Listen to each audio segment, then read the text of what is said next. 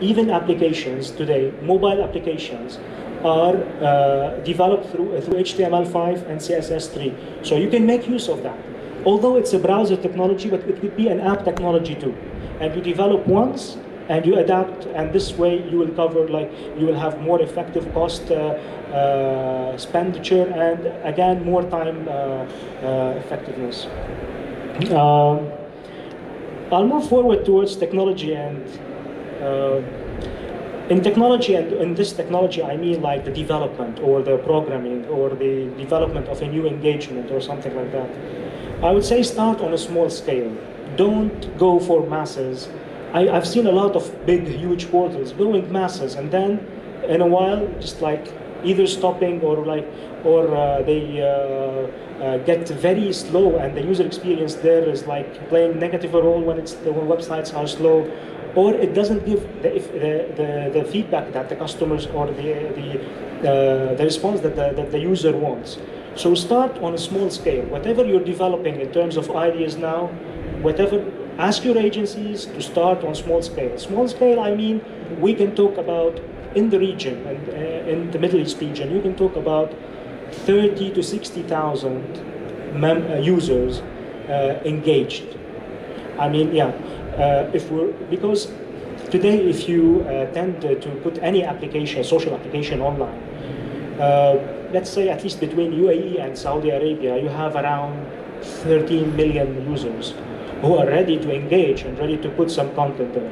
So if you do want to target these people directly, this is very risky. So let's start on small scale, hit our first 50,000, get some learning, measure our scales, especially in technology. Technology needs to be scaled up sometimes, and like for speed purposes, for even functionality. Sometimes some functionalities that will not work if there is a lot of pressure on the servers. In Doolittle, start on small scale. I'll go a bit, I'm actually trying just to get some bits and pieces from our digital strategies, just like our tactics that you're using, and trying to talk about each and one of them, and this is from our experience, definitely. So in hosting we'd say do cloud hosting. I'm just like, for agencies and for clients and for everyone, cloud hosting means for us as business or digital agencies or clients, means putting hosting servers, hardware, networking, security, and load balancing, because for high-scale applications you need to load balance. It puts them all together in one package, and we focus on the engagement. We don't focus on the servers and if the servers could make it or not. So do cloud hosting. Cloud hosting will eliminate one thing from the table, and you can focus better on your strategy. All right. So this is something, and it's really nowadays cloud hosting is more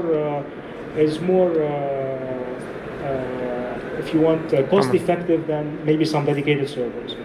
Use CDNs. Who knows about CDNs? Okay, it's content delivery networks. Content delivery networks. And they are usually used when we have a high rich media used. What kind of rich media? If I have a video and I'll put it on my website, and I'm a bank or I'm a financial institution or I'm just like a corporation or like a retail or anything, and if I have this video there and I'm doing a campaign, I'm just like, I would say for the media agency, I want traffic, get me the traffic. And they will go and do their job and hopefully get the traffic. And when the traffic comes in, and the load on the servers will grow very high. Now there are two options. One of the options is that you'll be paying the ISP a very high cost, because you're paying for bandwidth. You're not paying only, people are watching videos over your website. Or the website will just go down and the users will not see the website itself.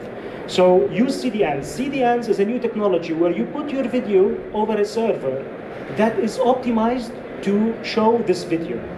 And you just point from your website to this server, and so whenever somebody gets into your website, he will be seeing your website, but for the video part, it will be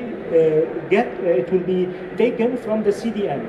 And one thing about CDNs is that they are distributed. I mean, in each and every country, there's a content delivery network. This content delivery network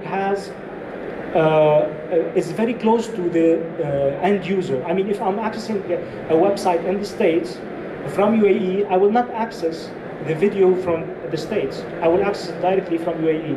And it will cut a lot of cost on the people who are providing content. So I mean, in the next year, I think the Arab content will hopefully get a bit richer. And as we get richer, we need to find solutions. The solutions could be cloud hosting with CDNs, and it will be really a good approach to take in terms of hosting. CMS, and who doesn't know CMS?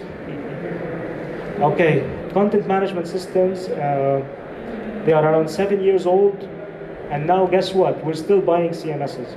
Guys, stop buying CMSs. There are some free CMSs there, really rated, very well rated with Gartner and Forrester and everybody, and they are for free. And just like use them, and their network and their support is really big.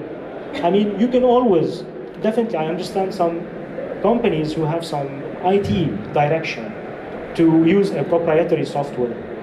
But if you want to use, if you don't have this direction, you have a very powerful, I mean, I've been in such projects that those CMSs have done better job than a proprietary software. All right, it's a Drupal, Joomla, WordPress, and .NET Nuke, and there are definitely others. I'm sorry if somebody is like have a current CMS and I didn't like plug it in here, but there are around 3,000 free CMSs in the world. Don't buy CMS. The suppliers now will. Nobody, it seems, is. When it comes to web copy, I think that you've heard this. It's a cliche. People don't read over the web. People scan. But nobody is like really doing it. I mean, you still go to banking websites, insurance websites, and you'll see pages. I mean, Google launched their Google Plus product with, I think, with a page that has 4 videos and I think 4 words: circles, sparks, and hangouts, and I don't know what's the, I think games, I think, or something like that. But they had 4 videos, and these 4 videos did really a better job than putting up all this content there, you know. So let's stop using content. Let's use more interactive presentations. Let's use more voiceover. People would love voiceover. Nobody wants to read. And if they want to read, they want to read paragraph headers, titles, taglines. Work on the taglines. Let the copywriter work on squeezing in the content. And for search engine purposes too, work on the headers. Don't work on the copy itself. It's like, sometimes it gets useless on search engines, although they say they need a certain density of keywords there.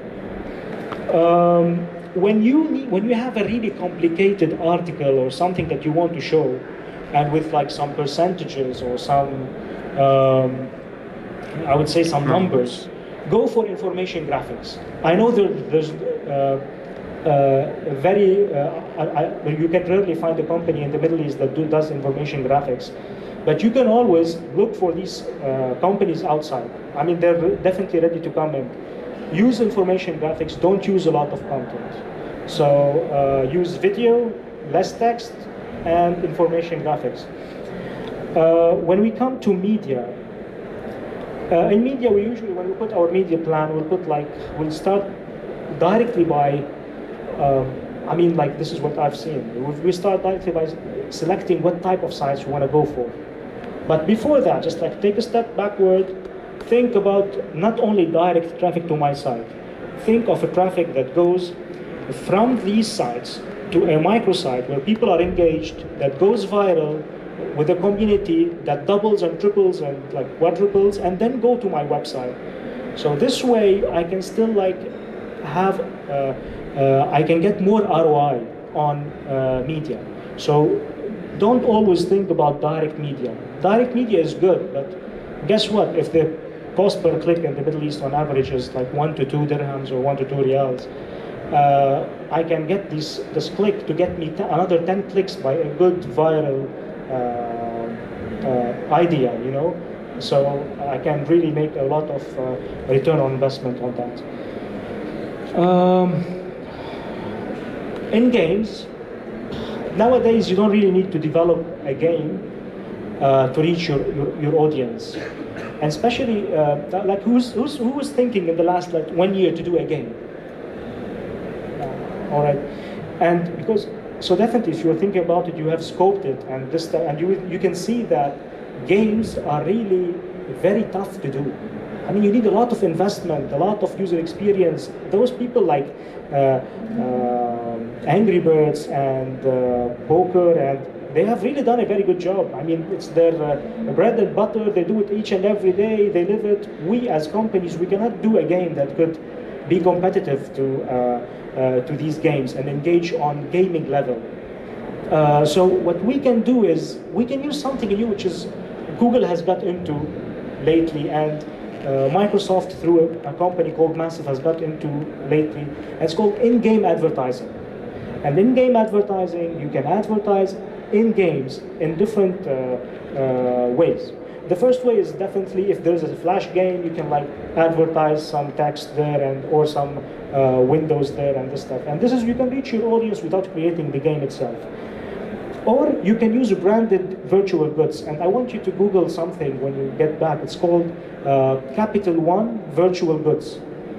Capital One Virtual Goods. Now in Farmville, you can get a bank's boxes. Capital One is one of the major banks in the States, and they used Farmville to get in social media through branded virtual goods. Now you can get this box from Capital One, and everybody's happy, and they didn't have to like develop a game. And I'm sure that they had the budget to do the best game, but they took that track. And IKEA have taken this track before in Sims. Definitely. Excuse me? Capital One what? Capital One. It's called just Capital One. Yeah. Yeah, Capital One, branded virtual gifts if you want, just like, or Capital One Facebook, and like everybody's talking about it nowadays. IKEA have done this. Adidas and Nike have done this in FIFA. Do you know the PS3 games? If you like the PS3 games, it's growing up. This is a growing market. And you can start talking to these like EA Sports stuff and to put some advertisement, some branding advertisement there, and they are geo-targeted, and they are becoming a bit, with the economic crisis in the States, a bit cost, they are good in terms of like prices. I mean, those guys have come moderate a bit. They used to be a bit tough on prices. From games, I'll go to search, and in search, also do little. Like don't. The first thing is that people tend to predict keywords that the users enter. Don't predict keywords. Current search engine systems predict the keywords for you, and they give you each keyword's local volume of search. So you might think that if you are an insurance company, that people would search for insurance UAE, but people maybe they're thinking they're searching for insurance Dubai. So let the search engine give you the volume of search, that's the local volume of search. And you can optimize these keywords, optimize all these keywords. Who of you have used SERPs? Search engine ranking, page ranking? Yeah. These tools, what they do is very easy. They just monitor the search engine. And usually when we optimize on the search engine, we need to optimize ranking. So when we start optimizing ranking, we need to know what's our rank in different search engines for around, let's say, a medium-sized company will have around 100 keywords to optimize. So imagine yourself each and every day going and seeing where is my keyword. Those SERPs, they do the job for you. They monitor your ranking all over the year if you want, or the month, or whatever you want, like the time scale you want. And definitely, if I'm a big organization, like I will have around 1,000 keywords. This is just like in English, rather than I have another 1,000 in Arabic too. So imagine yourself looking at these. You cannot just read this report. We say do little and look to the top 20 moving keywords for yourself and for your competitors. So catch the top 20 moving keywords, and search engines give this too. that's it for Doolittle. I'll thank you and